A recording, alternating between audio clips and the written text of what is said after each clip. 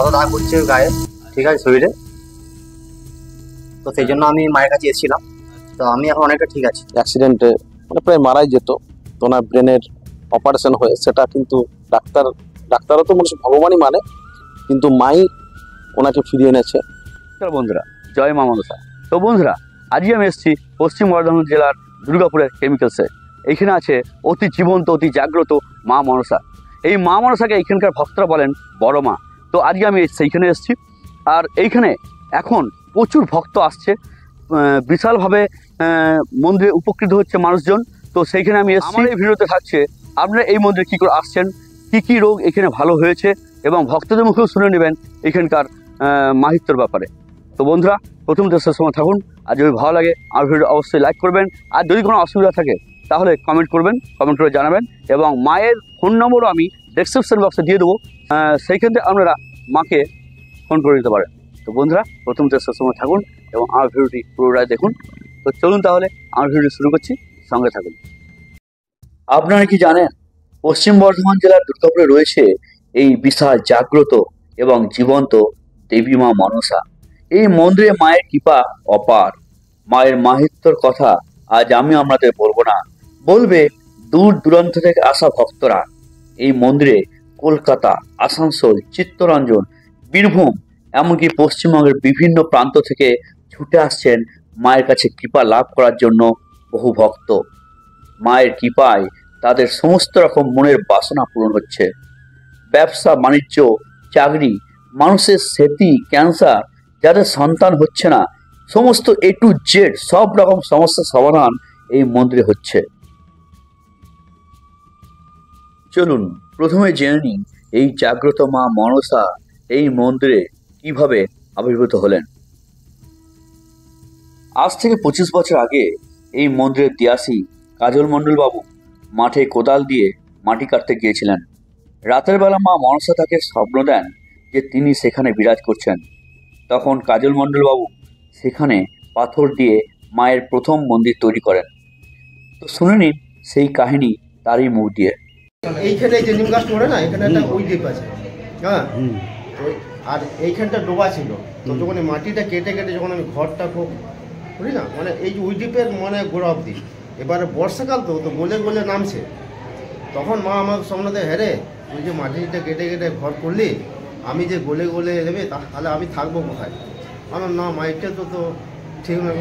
আমি তারপরের দিন সকালে পাথর দিয়ে পদে গোড়াটা মানে পুরো পাখড়ায়, আর ওদের থেকে কিন্তু মায়ের পুজো আমি শুরু করি।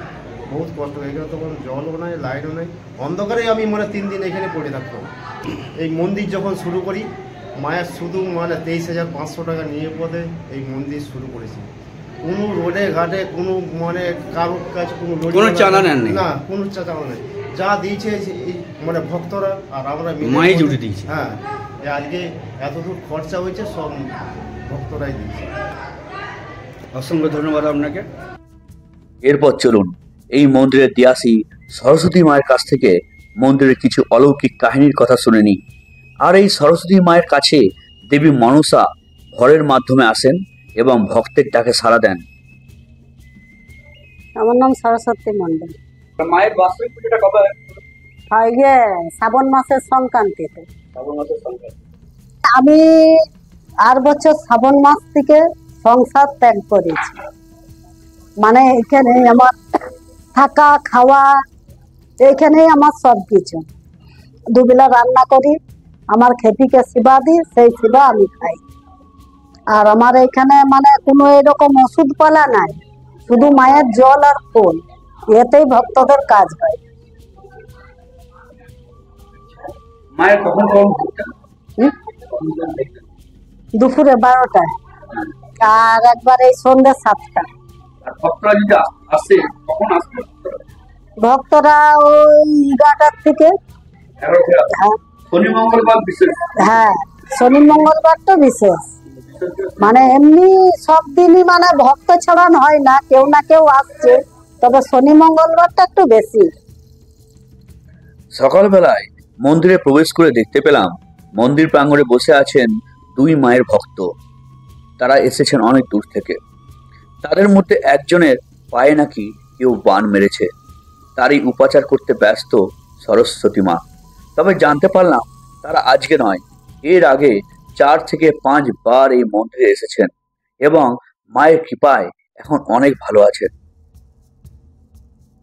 এই ছেলেটিকে যে দেখতে পাচ্ছেন, এরই পায়ে নাকি বান মারা হয়েছিল। এই ছেলেটি মায়ের মন্দিরে অনেকদিন ধরে আসছেন এবং মা এইভাবেই তার উপাচার করে আসছেন এবং এখন এই ছেলেটি অনেক ভালো আছে। এরপর সরস্বতী মা চললেন মন্দিরের ভেতরে। তো আর একজন ভদ্রমহিলার ওই রকমই পায়ের প্রবলেম হয়েছে, তো তারই উপাচার করবেন তিনি। এরপর তিনি মায়ের কাছে অনুমতি নিয়ে প্রণাম করে দুধ আর পান নিয়ে চললেন তার কাছে। তো বন্ধুরা, আমরা নিজের চোখে দেখে নিন মা কেমন ভাবে এই ভদ্রমহিলার পায়ের উপাচার করছেন।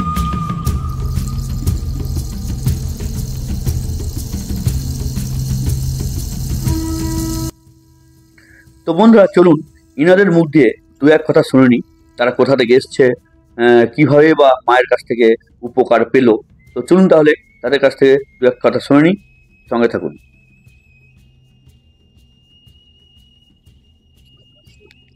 আমার অসুবিধার জন্য আসা, এমনি না অসুবিধার জন্য মানুষ আসে ভক্ত জন্য।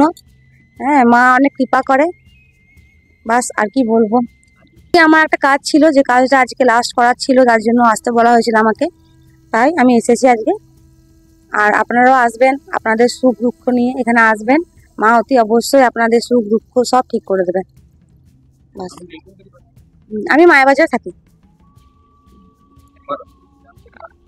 আমার বাড়ি চিত্তরঞ্জন, এখানে আমার মামা বাড়ি।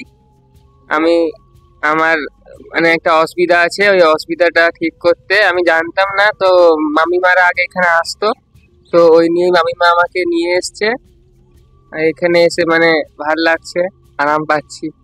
হ্যাঁ, আমার যে অসুবিধাটা হচ্ছে ওইটা এখন আগের থেকে অনেক ঠিক আছে। এই মন্দিরে দেবী মনসার মাহিত্য বা অলৌকিক ক্ষমতা যাই বলুন, এখানে শেষ নয়। এই মন্দিরে স্মৃতিরোগে আক্রান্ত রোগীরাও ঠিক হয়ে যাচ্ছে। তো সেরকমই এক ভক্তকে পেয়ে গেছি, তো শুনে নেবো তার মুখ দিয়ে দু এক কথা। তোমার নামটা একটু? আমার নাম হচ্ছে সৌমেন দাস। আমার নাম হচ্ছে সৌমেন দাস। কোথায় কোথায় বাড়ি? আমার মায়াবাজারে বাড়ি। মায়াবাজার। হ্যাঁ। আচ্ছা। মায়ের কাছে কতদিন ধরে? আমি প্রায় বছর খানিক। আজকে কি জন্য? আমি এই আমার সাদা দাগ হচ্ছে গায়ে, ঠিক আছে, শরীরে, তো সেই জন্য আমি মায়ের কাছে এসেছিলাম। তো আমি এখন অনেকটা ঠিক আছি, দেখিয়ে পরে। আর বলছিলাম যে তুমি কি কোনো স্বপ্ন টপ্ন পেয়েছিলে? না, আমি মায়ের ফোন তো পাইনি, ঠিক আছে। ভরসা আছে মা, আমার কাছে ভরসা মাই এখন, ঠিক আছে। আর যা করে মাই করবে। Thank you. চলুন তাহলে দূর দূরান্ত থেকে যেসব ভক্তরা এখানে আসছেন তাদের মুখ দিয়ে জেনে নেওয়া যাক তারা কিভাবে মায়ের এখানে কৃপা লাভ করেছেন। বিরতি মন্ডল আমার নাম। আমার মায়ের কৃপা বিশাল। আমি মা ছাড়া আর কিছু জানি না। মা আমার মানে একদম মানে আমার মা পুরো মৃত্যুর মুখ থেকে ঘুরিয়ে নিয়ে এসছে। বলছি যে মা আমাকে মানে 72 ঘন্টার যে টাইম নিয়েছিল, ডাক্তার টাইম নিয়েছিল, কিন্তু মা নিজে গিয়ে আমাকে বললো যে না, ও ভক্তর কিছু হবে না। তো মায়ের প্রতি আমার বিশাল বিশ্বাস, ভক্তি আছে মা, তাই আমার মা ভক্তি। আমার ব্রেন স্ট্রোক হয়েছিল, বাথরুমে পড়ে গেছিলাম আমি। মা নিজে বাথরুমের সিটকানি খুলে আমাকে বের করে মা। তাই আমার মায়ের প্রতি বিশ্বাস। মা বলেছে যে তো আমার ভক্ত, এত বড় ভক্ত, আমার মা ভক্ত কিচ্ছু হবে না। হয়ে গেল 4 বছর। 4 বছর। হ্যাঁ। 4 বছর থেকে মায়ের আপনি মায়ের কাছে আসি, মায়ের সেবা পুজো যতটুকু দিতে পারি করি। এটা মাকে ছাড়া কিছু না। মা আমি এত শরীর মানে কোনো অসুবিধা হয় না তো, মা বলে যে কোনো কিচ্ছু হবে না। তো কোথার থেকে নিয়ে এসছি তুই জানিস সেটা? আমি রাত্রিয়ায় থাকি। অসংখ্য ধন্যবাদ আপনাকে। মনোরমা মন্ডল। আমি বীরভূম থেকে আসছি, আমার মাসির বাড়ি এখানে। আমার ভক্তি আছে বা মায়ের কাজ হয়, তো মাকে ব্যাপার তো মাকে এসে বললাম যে মা আমার এই ব্যবসাটা চলছে না, তুমি দেখো। তারপর থেকে মাথায় করেছি, তো আমার ব্যবসা ভালো চলছে। তো মা মা আমার শুনিছে, আমার কথা শুনিছে মা। বুঝতে পেরেছেন? আমার নাম জয়দেব ঘোষ। আর এই মন্দিরের সঙ্গে যোগাযোগ করার জন্য যে ফোন নাম্বারটা দেওয়া হচ্ছে 7908207009, এই যোগাযোগ করে এই মন্দিরে আসতে পারে। আর মায়ের কাছে আমার আমি 8 বছর পর আমার সন্তান পেয়েছি এই মায়ের কাছে। আর মায়ের কাছে আমি মাকেও পেয়েছি। আর এই মা হচ্ছে আমাদের ভক্তের জন্য এই মন্দিরটা দাঁড়িয়েছে, কোনো নেতা কোনো ইয়েতে না, সব ভক্তর দানে এই মন্দির হয়েছে। আর এই মা যা জাগ্রত এলেই সবাই বুঝতে, কেউ খালি হাতে মা ফেরায়নি, যেই এসছে ভক্তকে। আর আমাদের এই মায়ের মন্দিরে ফুল জলেই মায়ের কাজ হয় সব ভক্তের। যে ভক্ত একবার এসছে সে আর একবার এসছে। এই যে এই মায়ের দিয়াছি, ঠিক আছে, এর মধ্যে মা আসে। আর এই সবকিছু মা যখন আসে সব বলে দেয়। যে কাজল মণ্ডল, মায়ের যে আসল দিয়াছি হচ্ছে কাজল মণ্ডল, উনি মায়ের সেবা পুজো পিসি বর্তমানে যদি না থাকে তখন ওই কাজল মণ্ডলই মাকে সেবা আরে পুজো টুজো সবই দেয়। আর উনি হচ্ছেন মায়ের আসল দিয়াছি।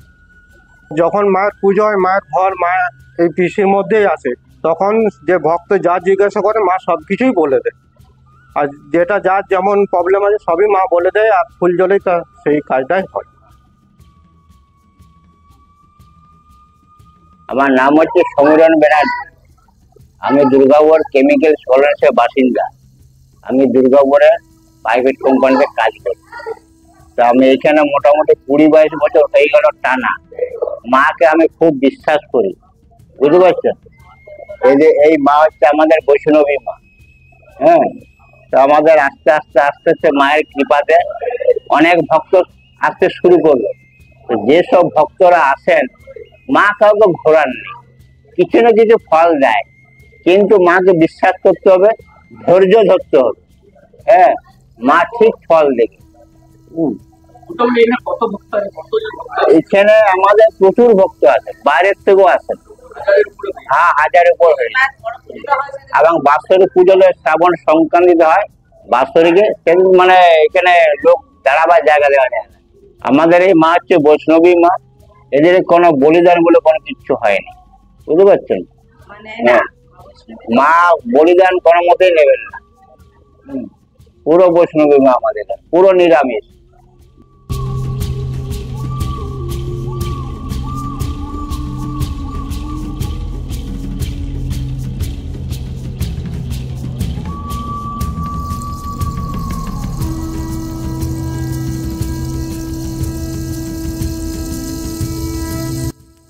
আমি এই মন্দিরে এক ভক্তকে পেয়ে গেছি, নাম উত্তম দা। তো একটু উত্তম দাকে বলবো এই মন্দিরে কিছু বলার জন্য। এবং এই মন্দিরে মানে অনেকেই আসে, অনেক ভক্ত আসে এখানে মন্দিরে। এবং এখানে আমাদের যারা লোকাল আছে এবং মানে যারা বাইরের থেকে আসে, তারাও এখানে এসে অনেক উপকৃত হয়েছে। আর আমরাও আসি মায়ের কাছে। আর মা মানে কি বলবো, আমাদের একটা মানে অঙ্গ প্রত্যঙ্গভাবে মা আমাদের সঙ্গে মানুষের জড়িয়ে আছে। তো মন্দিরে আমার খুব ভালো লাগে, আর আমরা উপকৃত হয়েছি। এবং আশেপাশে এলাকা যারাই আসে তারা এখানে, এমনও আছে যে রাতুরে গ্রামের এক পেশেন্ট, উনি মানে অ্যাক্সিডেন্ট হয়ে গেছিলো। তো উনি মায়ের দ্বারা মানে মা না থাকলে উনি আর কি মানে হসপিটাল থেকে বেঁচে ফিরতেন না, আমি শুনেছি। তো এটা একটা অলৌকিক ঘটনা। তো মায়ের সম্বন্ধে তো যতই বলবো তো ততই কম হবে। তো আমরা চাইছি যে আপনারাও এই মন্দিরে আসুন এবং উপকৃত হবেন, প্রতিটা মানুষকে বলবো। আর এই মন্দিরে আসার জন্য যে অন্যান্য মন্দিরে যেরকম মানে বিশাল কোনো ডোনেশন, বিশাল কোনো পয়সা লাগে, সেটা কিন্তু এই মন্দিরে লাগে না। আপনার যা যা সামর্থ্য, আমি সেই সামর্থ্য দিয়ে মাকে, আপনার যেটা মনোবাঞ্ছনা পূর্ণ হবে এবং সেটা আপনি মাকে, এই মন্দিরে, অন্য মন্দিরে কি হয় যে মন্দিরে 501 টাকা লাগে, 1001 টাকা লাগে, 2001 টাকা লাগে। এই মন্দিরে আসার জন্য কিন্তু কোনো রকম কোনো পয়সা লাগে। যিনি খালি হাতেও আসবেন তিনি কিন্তু মায়ের কাছে কিন্তু হবে। এবার আপনার সামর্থ্য যেটা, আপনার যখন কোনো মনোবাসনা পূর্ণ হলো, তখন আপনি মাকে এবার যে আপনার মনসন্তুষ্ট যেটা দেবেন, সেটাই আর কি মা। যে অন্য এবার কি মায়ের কাছে আসতে হবে, মায়ের কাছে নিজের মনোবাসনা মাকে ভক্তি ভরে ডাকতে হবে। এইটুকুনি আমি প্রত্যেকের কাছে প্রার্থনা করব, তারা আসুক এই মন্দিরে। আমরা উপকৃত হয়েছি, প্রত্যেকে যেন উপকৃত হয়, সবাই যেন ভালো থাকে। এই উত্তমদাকে অশেষ ধন্যবাদ। এই মন্দিরে দেবী মনসা বিশাল জাগ্রত। তো বন্ধুরা, আপনারা তো শুনলেন এই মন্দিরে আগত ভক্তদের মুখ দিয়ে মায়ের মহিমার কথা। তো বন্ধুরা আপনারা আসছেন তো বন্ধুরা আপনারা যদি এই মন্দিরে আসতে চান তাহলে যদি ট্রেনে করে আসেন হাওড়া থেকে হোক বা আসানসোল থেকে, আপনারা সোজা চলে আসুন পশ্চিম বর্ধমান জেলার দুর্গাপুর স্টেশনে। এই দুর্গাপুর স্টেশন থেকে আপনারা মায়াবাজার রুটের বাস পেয়ে যাবেন, দুর্গাপুর টু মায়াবাজার। তো 15 টাকার বিনিময়ে আপনারা চলে আসুন এই কেমিক্যালসের এই মা মনসা মন্দিরে। দুর্গাপুর স্টেশন থেকে আপনারা কিন্তু অটোও পেয়ে যাবেন, অটো ভাড়া নেবে 15 টাকা। অটোকে বলবেন কেমিক্যালস রাতুরিয়া মা মনসা মন্দির যাব। তো দেখুন এই হচ্ছে মেন রোড, আর এইখানে বাস বা অটো আপনাদেরকে নামিয়ে দেবে। আর সামনে দেখতে পাচ্ছেন মা মনসার মন্দির, এই সেই জাগ্রত জীবন্ত মা মনসা মন্দির।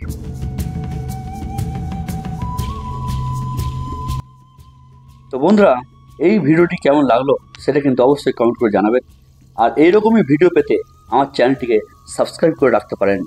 তো বন্ধুরা আজকের জন্য এটুকুই, নেক্সট ভিডিওতে আবার দেখা হবে। Tata, bye bye.